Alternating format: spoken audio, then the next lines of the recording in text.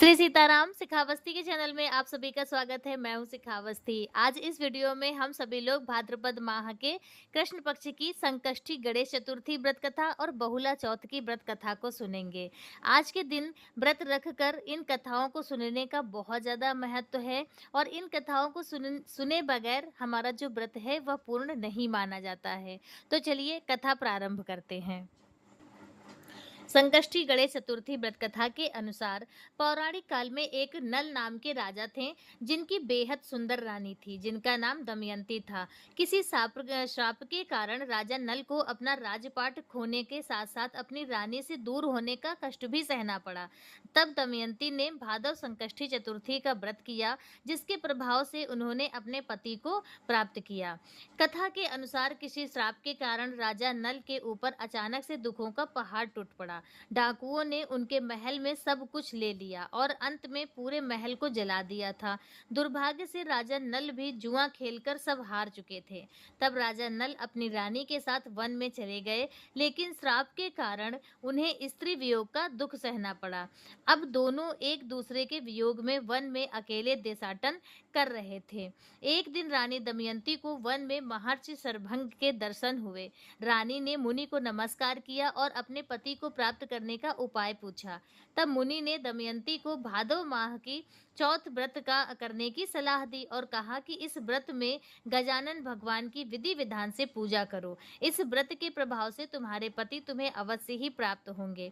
रानी दमयंती ने पूरे विधि विधान से ये व्रत किया जिसके प्रभाव से उन्हें अपने पति के साथ साथ पुत्र की भी प्राप्ति हुई। इस व्रत के प्रभाव से ही रानी और राजा को उनके कष्टों से मुक्ति मिल गई।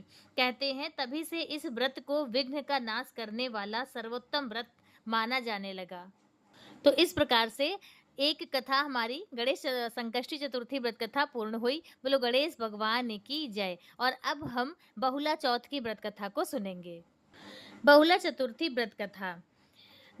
जब भगवान श्री कृष्ण रूप में अवतार लिया तब उनकी लीला में शामिल होने के लिए देवी देवताओं ने भी गोप गोपियों का रूप लेकर अवतार लिया।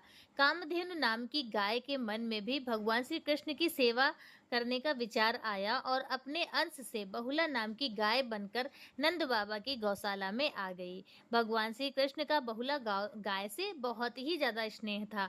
एक बार भगवान श्री कृष्ण के मन में बहुला गाय की परीक्षा लेने का विचार आया।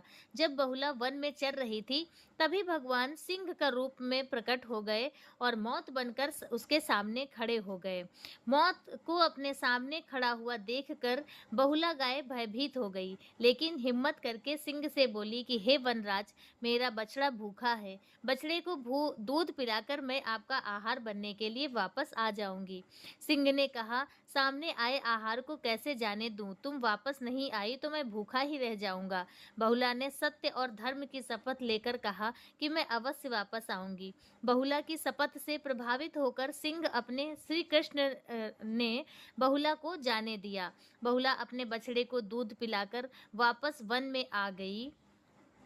बहुला की सत्यनिष्ठा देखकर भगवान श्री कृष्ण अत्यंत प्रसन्न हुए और अपने वास्तविक स्वरूप में आकर कहा कि हे बहुला, तुम अपनी परीक्षा में सफल हुई।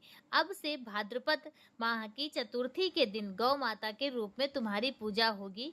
तुम्हारी पूजा करने वाले को धन और संतान का सुख मिलेगा। और आज के दिन से ही सभी संतान वाली माताएं तभी से इस व्रत को अपनी संतान की सुरक्षा और उनकी दीर्घ आयु की कामना करके इस व्रत को करने लगी। और आज के दिन बहुला गाय यानी कि बछड़े वाली गाय की, जो शुद्ध देसी गाय हो, उसकी पूजा अर्चना आराधना आज के दिन जरूर करें और अब व्रत के नियमों का पालन करें। तो इस प्रकार से कथा पूर्ण हुई। बोलो बहुला गाय की जय, भगवान श्री कृष्ण की जय। तो इस प्रकार से कथा संपूर्ण हुई। कथा कैसी लगी कमेंट करके जरूर बताएं।